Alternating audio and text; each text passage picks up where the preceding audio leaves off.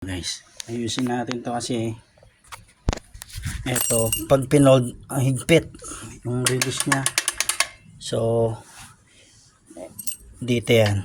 So ito yung rubber nya guys, medyo makapal siya, so gawin natin katirin natin to, manipisan natin, tingnan natin kung gagana kasi masyadong mahigpit. So I think makapal to or yung setup nito dito is masyado malapit.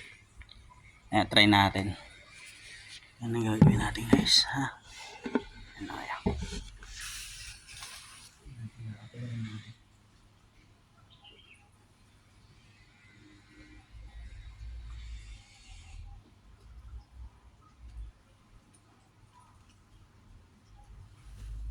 Ganito guys, kinater ko konti. Ayan. Para paninipisan ko lang, subukan ko lang kung ano. Pero huwag masyado manipis, baka naman maluwag naman siya. Ayan. Subukan natin.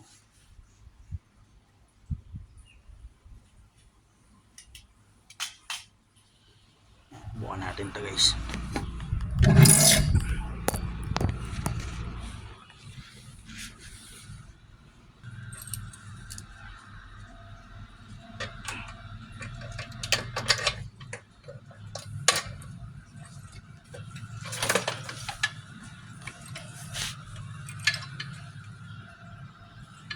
Tapat natin yung ano niya. Sino yung lock?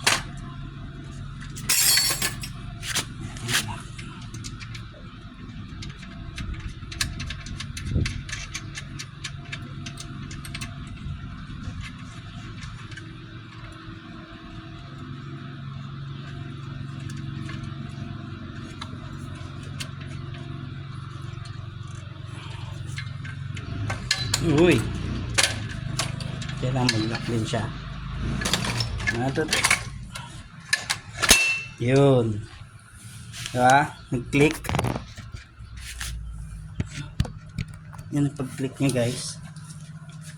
Ang tanong na lang dyan guys, okay yung pag-click na gano'n. Yung pag-release kasi nito, ito yung mahirap.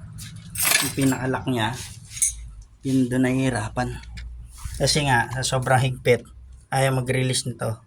So, since na binawasan natin ng konti, binawasan natin ng kapal ng konti, in-strip natin. Subukan natin magre-release na.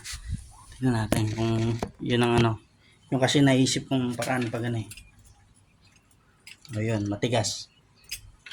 So, hindi siya ganun kano pa.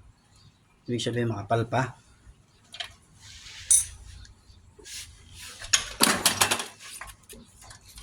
Yes friend. So release mo, matigas.